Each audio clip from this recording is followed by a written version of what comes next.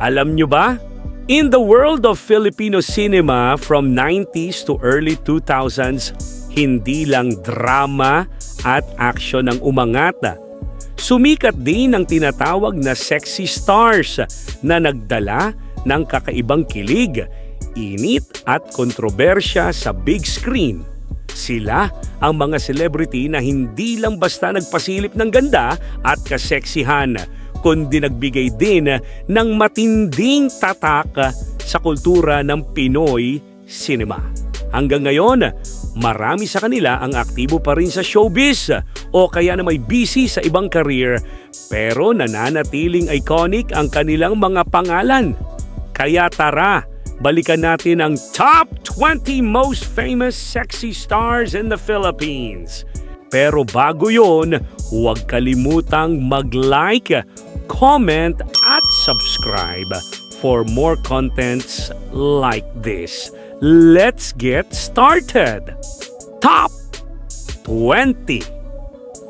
Criselda Volks. Si Criselda ay isa sa mga naging sexy stars noong huling bahagi ng dekada 90. Kabilang sa mga pelikulang kanyang ginawa ang Init ng Dugo, Kasangga Kahit Kailan at Alias Boy Tigas, ang probinsyanong Wais. She is living in the United States since 2011 and married her partner in Texas last 2017. Mayroon siyang anak na si Rafa mula sa kanyang dating karelasyong aktor na si Chris Villanueva. Alam nyo ba? Criselda chose a quiet family life abroad pero nananatili siyang parte ng classic lineup ng Pinay sexy icons noong dekada 90. Top 19. Katrina Paula. Katrina Paula is one of the daring actresses in the late 90s and early 2000s. Ilan sa kanyang pelikula ay Mapupulang Rosas, Nag-aapoy na Langit at Venus, Diyosa ng Kagandahan. Matapos ang showbiz, pumunta siya sa Japan bilang entertainer at kalaunan ay nagtayo ng negosyo sa bags at jewelry. Last 2017, she represents our country as Mrs. Queen of VOAA Universe Pageant in Japan at naging third runner-up. Alam nyo ba?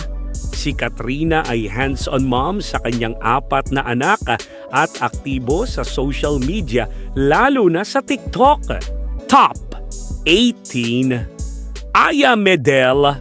Kilala bilang Papaya Queen, si Aya Medel ay sumikat sa mga pelikulang Totoy Mola, Akin Ka Lamang at Sisa. Nagkaroon din siya ng on-screen partnership noon kasama si Isko Moreno. Last 2002, iniwan niya ang showbiz at nagpakasal sa Japanese businessman na si Yoji Hayakawa. Kahit naghiwalay, nagpatuloy siya sa pag-aaral ng culinary arts at naging chef. Ngayon, pagmamay-ari niya ang Ishiayas Garden Bistro sa Tabaco, Albay. Alam niyo ba? Naging parte rin si Aya ng Department of Tourism's Kain na campaign bilang Food Ambassador ng Bicol Region. Top 17. Natasha Ledesma. Si Natasha Ledesma ay nakilala sa mga pelikulang Kaliwa't Kanan, Sakit ng Katawan at Zelda. Pagkatapos ng sexy stints, bumalik siya sa showbiz bilang seryosong aktres. Isa sa kanyang recent projects ay ang pelikulang Durugin ng Droga. Ngayon, isa siyang host sa public service channel na UNTV. Alam nyo ba, nakapag-guest din si Natasha sa mga GMA shows gaya ng Alias Robin Hood at Pepito Manaloto. Top 16. Claudia Coronel. Nakilala si Claudia sa mga daring films tulad ng Pisil, Anakan Mo Ako, Toro at Tuhog. Sa totoong buhay, siya si Milfed Dacula na ngayon ay naninirahan na sa Los Angeles, California at nagtatrabaho bilang nursing assistant. Siya ay dating kasal sa isang Chinese-American businessman, ngunit sila ay hiwalay na. Alam nyo ba? Isa ring aktibong miyembro si Claudia sa mga international activities ng Iglesia ni Cristo. Top 15. Lara Morena. Si Lara Morena, Mylene Sanchez sa totoong buhay ay naging popular sa mga pelikulang Selosa, Troika, Criselda, Sabik Sayo at Malikot na Mundo. Active pa rin siya sa showbiz at lumabas kamakailan sa Wish Ko Lang. Since 2018, she's been in a happy relationship with the TV host Paulo Bejones, and they also have an adopted daughter named Avery. May dalawa rin siyang anak mula sa dating karelasyon. Alam nyo ba, sa kabila ng pagiging daring actress noon, ngayon ay proud mommy si Lara at very vocal sa kanyang family life sa social media. Top 14. Ramona Revilla. Isa sa mga pinakasikat na sexy star ng dekada 90, si Ramona Revilla.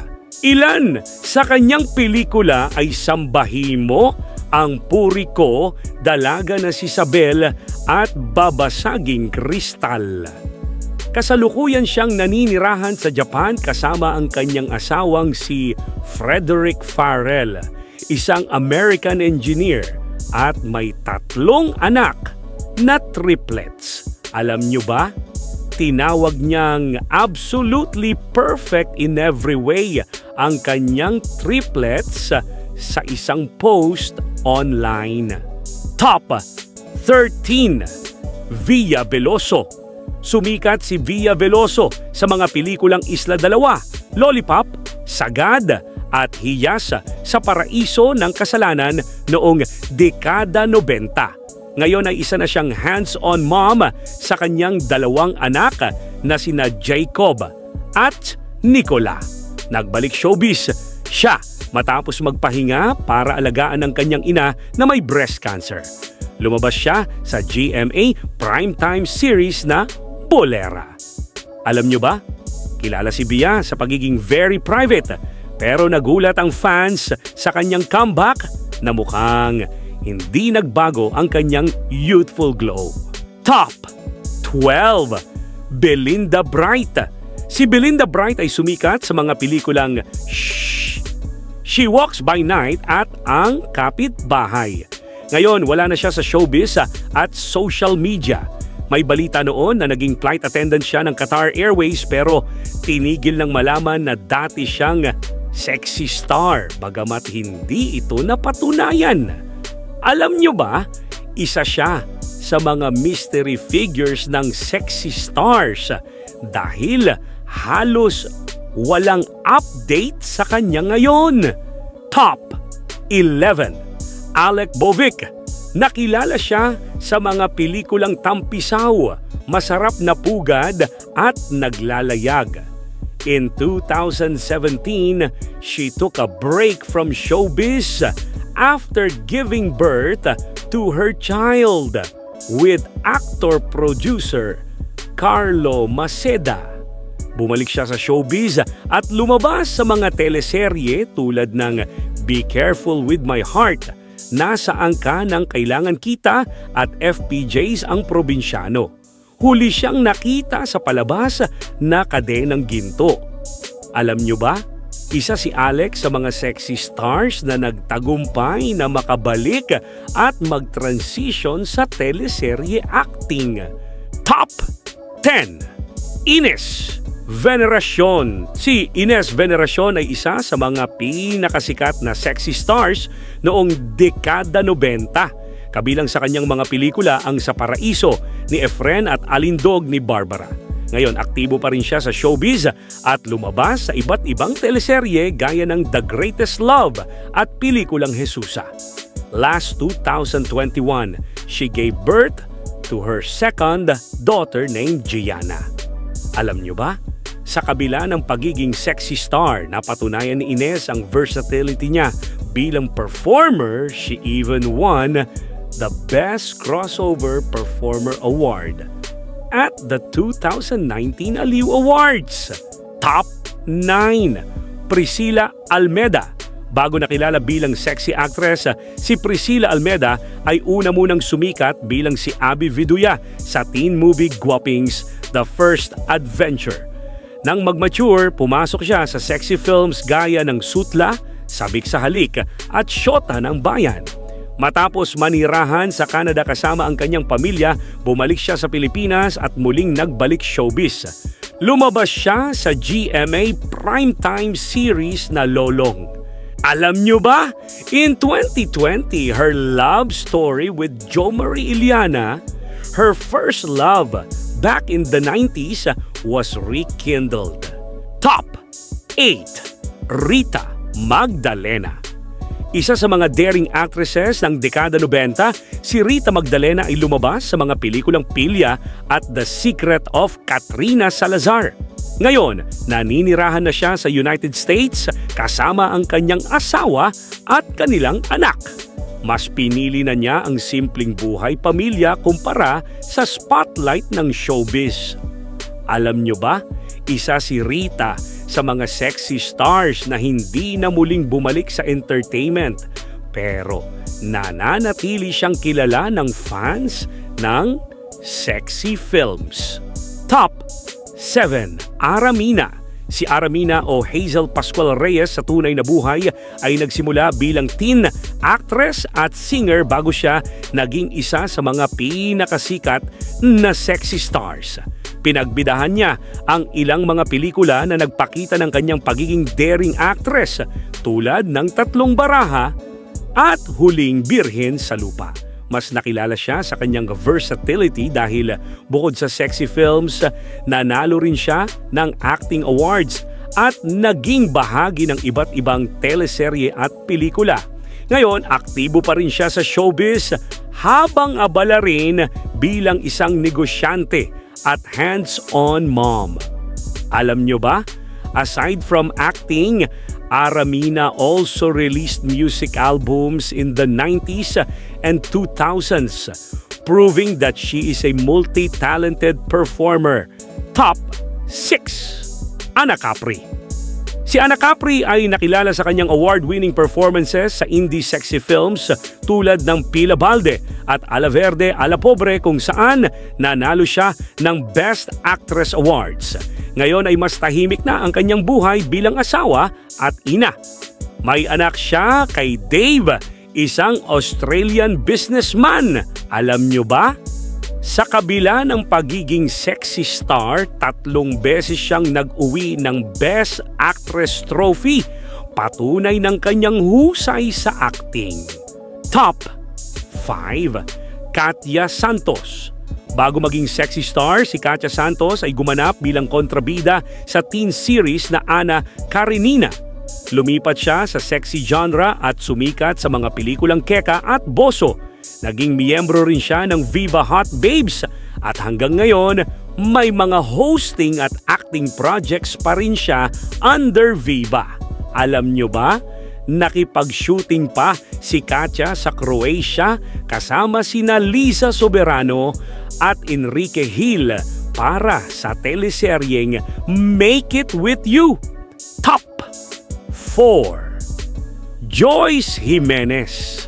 Tinaguri ang pantasya ng bayan. Si Joyce Jimenez ay sumikat sa mga pelikulang Scorpio Nights 2, Warat at Ano Bang Meron Ka.